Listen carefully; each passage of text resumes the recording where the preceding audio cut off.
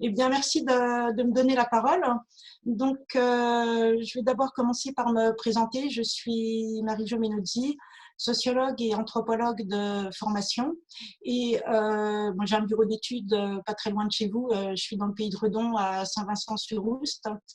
Je travaille essentiellement sur des questions qui portent sur les relations entre sociétés humaines et ce qu'on appelle la nature. Donc, je me suis pas mal intéressée aux relations humains-végétales. Je vous en parlerai un petit peu tout à l'heure. Je vous donnerai un petit exemple. Humain aussi, animal, mais aussi à travers les questions du paysage ou autres. Et je suis autant parfois dans des programmes de recherche que dans des missions très opérationnelles d'accompagnement de démarches participatives. Et puis, je suis membre du conseil de développement du pays de Redon. Donc, voilà, j'ai grand plaisir à découvrir un conseil de développement voisin et puis ça donnera matière à échange tout à l'heure, je pense. Alors, de quoi je vais vous parler? Alors, en fait, j'ai un petit peu retraduit la demande. Ce n'était pas tout à fait le titre qui avait été donné.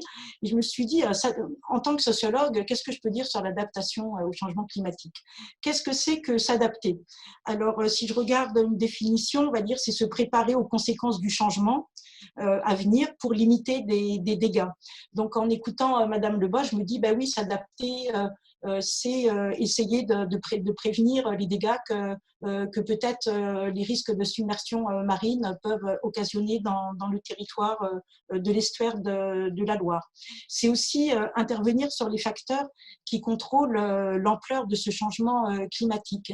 Et c'est plutôt de cela que je vais vous parler ce soir. Comment on peut intervenir sur ces facteurs, notamment les émissions de gaz à effet de serre qui sont responsables de l'ampleur de ce changement à venir, comment avoir la capacité d'anticiper, et puis qu'est-ce qu'on peut trouver comme solution pour atténuer les causes et atténuer les effets. Donc, c'est ce que je vais voir, et puis on va se questionner qu'est-ce qu'on peut faire au niveau de Esfer-Sillon. Ça arrivera à la fin, et auparavant, excusez-moi, je vais faire un détour, je l'espère, qui ne sera pas trop long, pour redéfinir un petit peu un cadre de réflexion et pour penser les changements qui sont tous en train de nous bousculer un petit peu partout dans le monde. Alors, je vais passer très vite sur ces données de cadrage. Vous allez tout de suite comprendre. Moi, je suis sociologue, anthropologue. Je ne suis pas scientifique dur. Donc, je ne vais pas du tout vous commenter ces courbes. Mais ce qui est intéressant, c'est de regarder l'évolution de ces courbes. Et elles disent tous à peu près la même chose, même si c'est sur des choses différentes. Donc là, l'augmentation des températures depuis 1850. Ici, nous avons l'augmentation du CO2 dans l'atmosphère de la même manière depuis 1850. Donc, on voit depuis les années 1950, notamment, une courbe qui s'accroît fortement. Et puis, depuis les années 1800, une augmentation exponentielle de l'augmentation de la consommation des énergies fossiles. Donc, la précédente, j'ai oublié de dire ce que c'est. Voilà, l'augmentation du CO2 dans l'atmosphère, qui est due, entre autres, à une augmentation de la consommation d'énergie fossile, que ce soit le pétrole, le charbon, le gaz naturel, les cimenteries, notamment. Alors, on connaît tous un petit peu les causes de ce changement, enfin dans les grandes lignes, sans entrer dans les détails très techniques et très scientifiques. On les connaît, mais je vais quand même faire ce petit retour en arrière pour mieux revenir tout à l'heure au présent et puis se demander comment on peut penser ces évolutions à venir. Alors, pourquoi tant de CO2, on va dire, je veux pas, pour rester à ce gaz à effet de serre, pourquoi tant de CO2 dans l'atmosphère? Eh bien, il faut revenir peut-être au développement de la machine à vapeur au 19e siècle, qui a permis la maîtrise phénoménale de l'énergie issue on va dire, de ressources fossiles, hein, comme le pétrole, le charbon, le gaz, et qui a permis ce que l'anthropologue Alain Gras appelle la société thermo-industrielle. Alors ici, quelques photos pour illustrer cette société thermo-industrielle que nous connaissons bien, dans laquelle nous vivons. Et tout ça est possible parce que nous avons, depuis plus d'un siècle, utilisé des ressources fossiles qui nous ont permis vraiment d'accroître notre accès à l'énergie. Alors, sans entrer dans les détails, je voudrais revenir sur quelques points qui me paraissent importants et je vous donnerai quelques exemples tout à l'heure. Donc, à partir du 19e siècle, une exploitation accrue des énergies fossiles qui ont permis notamment le développement du capitalisme basé sur l'idée de croissance et de renouvellement, de consommation. L'exploitation de ces énergies fossiles a été permise par le développement des sciences et des techniques, et notamment les innovations perpétuelles depuis que les sciences se développent. C'est aussi sur ce développement des sciences et des techniques que s'est développée notre société capitaliste et assis, on va dire, sur une exploitation et une domination de la nature. Puisque pour pouvoir construire cette société, qu'est-ce qu'on a fait? On ne considère pas la nature, on considère la nature comme étant un objet, comme étant quelque chose à exploiter, dont il faut tirer profit, notamment d'un point de vue économique. Et ensuite, autre élément important, j'y reviendrai tout à l'heure, c'est notre croyance dans le progrès qui est source de bonheur. Donc dans le progrès scientifique et technique, mais aussi croyance dans l'idée que la croissance pourrait nous apporter une certaine forme de bonheur. Évidemment, tout ça a été passablement remis en cause, on va y venir. Et puis aussi, un dernier point, sur quel modèle politique s'est construit ce type de société. Eh bien, nous, en tant que citoyens, on n'a pas beaucoup accès à la décision. La décision, elle est aux mains des dirigeants et des experts notamment. Dans ce développement croissant, cette croyance dans l'idéologie du progrès a généré de plus en plus de risques. Donc, je ne vous les détaille pas. On en a tous à peu près entendu parler dans les médias, qu'il s'agisse de zoonoses, de submersion marine, d'une augmentation des inégalités, notamment une augmentation de la précarité énergétique, la perte de biodiversité, des événements climatiques de plus en plus importants. Donc, une fois qu'on a dit ça, que se passe-t-il? Eh bien, par rapport à ces risques, on va dire la face sombre de ce progrès et de ce développement économique, scientifique et technique, depuis, on va dire, une cinquantaine d'années, il y a une prise de conscience croissante de cette face sombre, on va dire, de notre société industrielle, thermo-industrielle, pour reprendre l'expression de Alain Gras. Alors, déjà, on peut l'illustrer par les différents protocoles et accords qui ont été signés. Et c'est dès 1970, avec le Club de Rome, qui a rédigé un rapport qui s'appelle Halte à la croissance, qui commence à alerter sur les effets négatifs de la croissance économique et puis de l'exploitation croissante de la nature.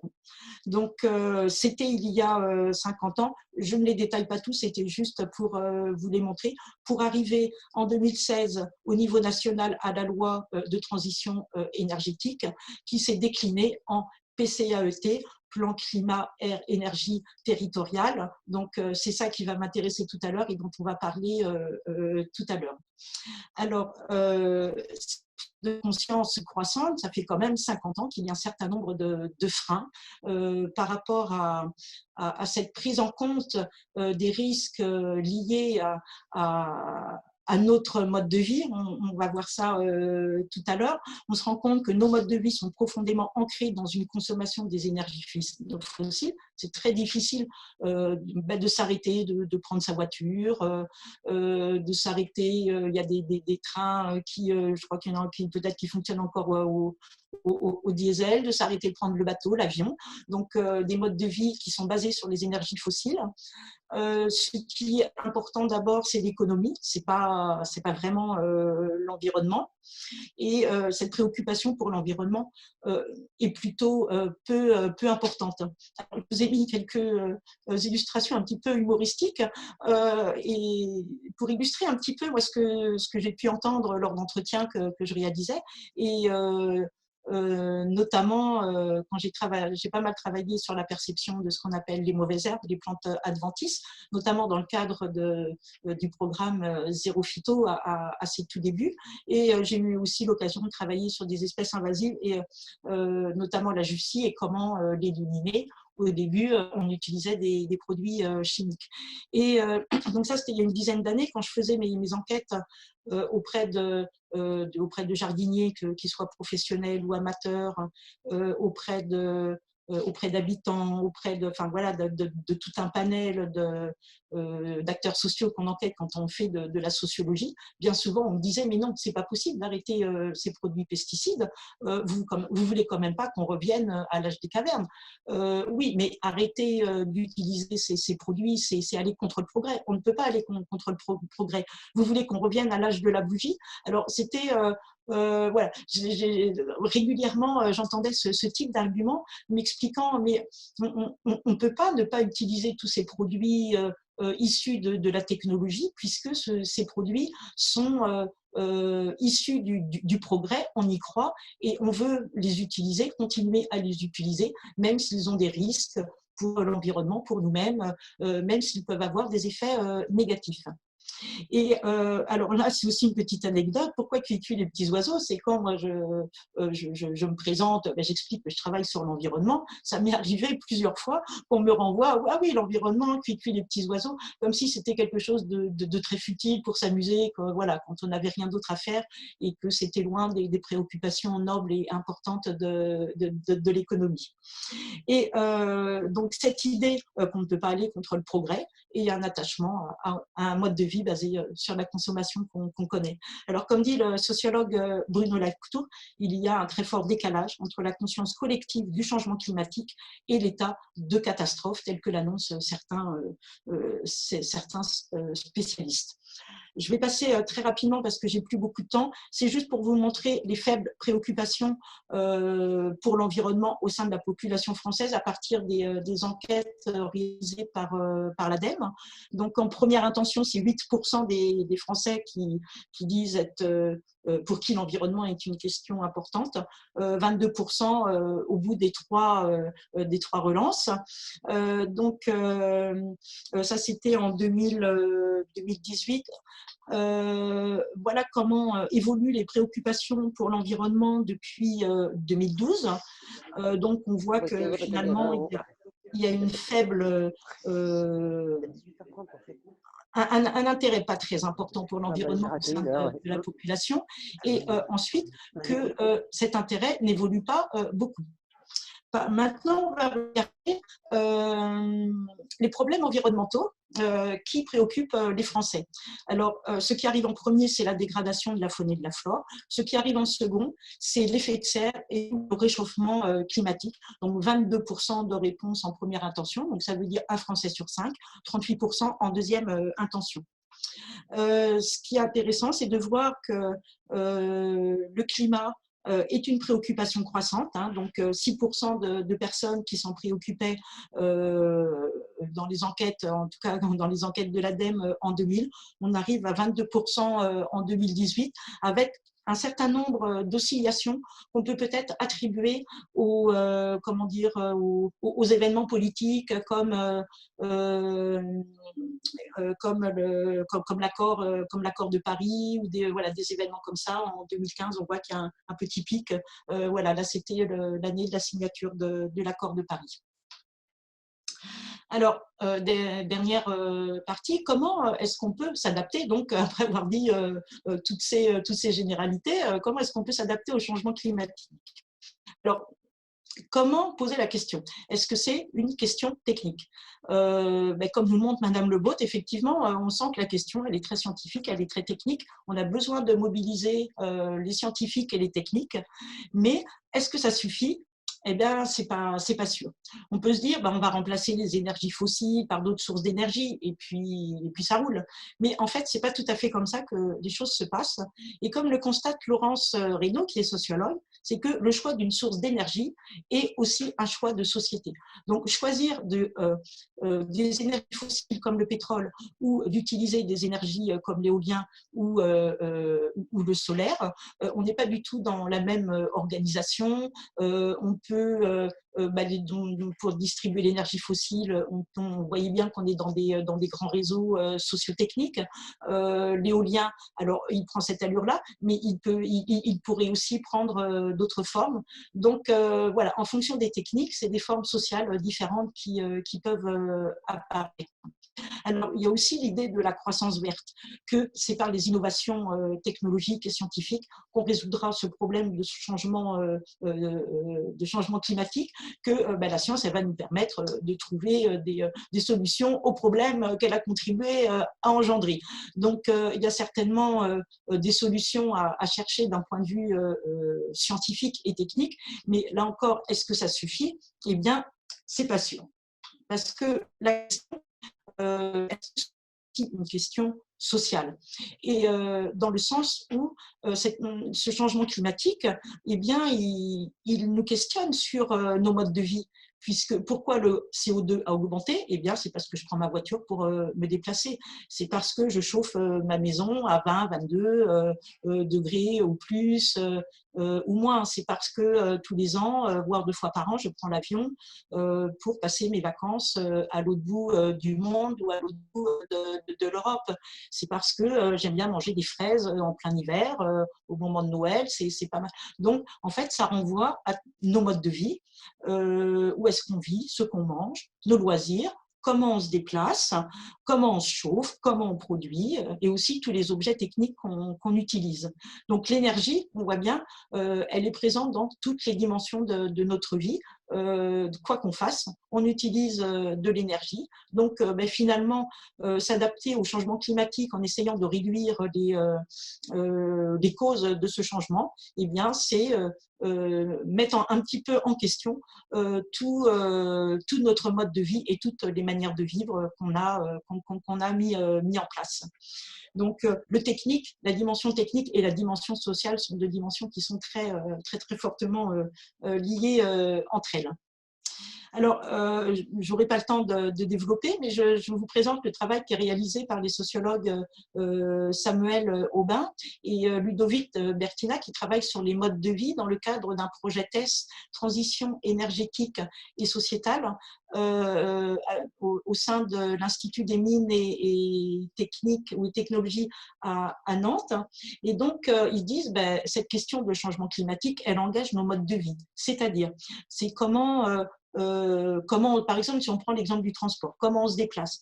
Oui, moi, j'aimerais bien finalement contribuer à réduire le changement climatique, prendre mon vélo. Ah oui, mais pas de peau. Moi, je vis dans un lotissement qui est à 40 km de mon travail. Il n'y a qu'une 4 voies, qu'une route très fréquentée par les voitures pour y aller. Donc, mon envie de contribuer à freiner le changement climatique est sérieusement limitée par les infrastructures, par la manière dont est aménagé le territoire. Voilà. Si on veut que les gens se déplacent à vélo, eh bien, il faut pouvoir qu'ils aient des infrastructures pour pouvoir se déplacer à vélo d'une manière notamment sécurisée et tranquille. Donc voilà. Et puis, ça renvoie aussi à nos propres comportements.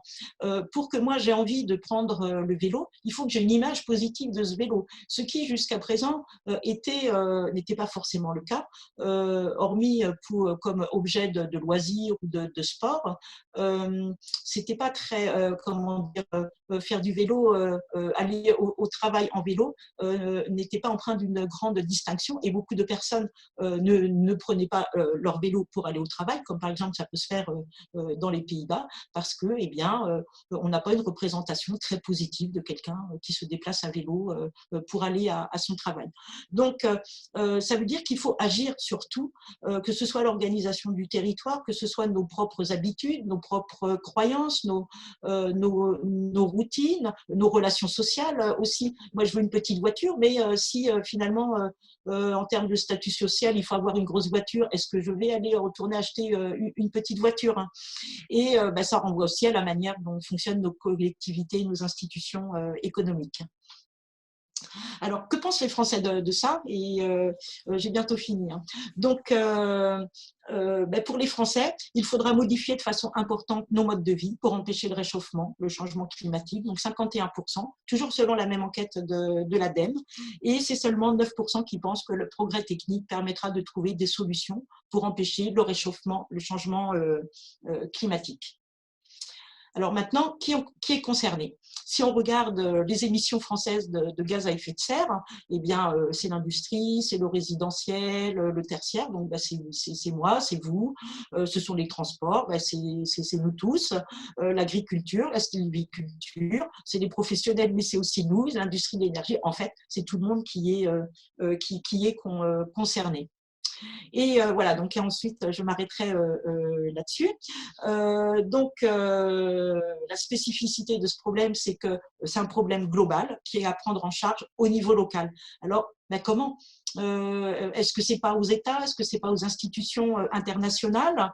Donc, qu'est-ce qu'on peut faire au niveau local? Donc là, je vous ai mis quelques exemples que j'ai trouvés un petit peu en faisant des recherches Internet, les circuits locaux, les bâtiments bioclimatiques. Mais je vais vous laisser la parole tout à l'heure, hein. Et qu'est-ce qui se passe en ce moment? Et ça, c'est un élément que je trouve important. Donc, en introduction, vous avez parlé du PCAET, auquel le Conseil de développement contribue. Et ce qu'on observe actuellement, c'est d'un côté des initiatives citoyennes qui se sont mises en place depuis peut-être 10, 15, 20 ans, sans être forcément accompagnées par les collectivités territoriales et parce que ces habitants engagés trouvaient que les politiques publiques n'allaient pas assez vite dans la prise en compte de ce changement climatique. Donc, d'une part, des initiatives citoyennes, de l'autre part, ce que font les collectivités, et notamment ce que fait le PCAET au niveau de l'Est-Versillon. Donc, le PCAET qui a un engagement à réduire et à s'adapter au changement climatique et en développant les énergies renouvelables, en maîtrisant la consommation d'énergie, en réduisant les facteurs de la pollution atmosphérique, par exemple. Et donc, je vous lis et ensuite je m'arrêterai là. La transition écologique est une évolution vers un nouveau modèle économique et social. Donc, ce qui est important de voir, et là, ça va particulièrement vous concerner, moi, ce que je vois dans mon territoire, mais aussi dans d'autres territoires, de plus en plus se dit, oui, pour réussir à lutter contre le changement climatique, il va falloir qu'on travaille tous ensemble. Et d'abord, il va falloir agir. Donc, il faut arrêter de parler, blablater, faire des rapports, c'est l'action. Là, il est plus que temps, il faut agir. Agir au niveau local. Il faut avoir l'envie de faire quelque chose. Si on a envie de rien faire, eh bien, il ne se passera rien. Et aussi, ce qui est mis en avant, c'est l'importance de l'action collective, donc, et l'importance de relier toutes les actions qui peuvent exister au niveau des territoires, que ce soit des actions qui relèvent des collectivités, que ce soit des actions qui relèvent de citoyens, de collectifs. Et actuellement, on observe beaucoup de dynamique dans cette envie de relier, de travailler en coopération plutôt qu'en compétition et de relier les initiatives existantes pour pouvoir aller plus loin. Il y a même une demande qui me paraît assez nouvelle de la part des collectivités. Dites-nous si vous entendez parler de projets ou de porteurs de projets, si vous avez besoin d'aide, la collectivité, on va essayer de vous aider. Donc, est-ce que ce ne sont pas aussi des nouveaux rôles qui sont en train d'émerger pour la collectivité? Et puis, je terminerai à nouveau là-dessus. Donc, ça nous oblige de repenser notre relation à la nature. Est-ce que nous allons continuer à l'exploiter tel que nous l'avons fait jusque-là? Est-ce qu'on peut pas, est-ce qu'il n'y a pas un autre mode relationnel à engager? Et puis, quelles émotions on mobilise? Et notamment, ce que je lis, ce que j'entends, c'est eh bien voilà, la transition écologique, le changement, il sera joyeux ou il ne sera pas. Donc voilà, ben là, je vais vous laisser la parole. Donc, quel rôle pour les conseils de développement dans cette adaptation au changement climatique? Je m'arrêterai là, je vous remercie.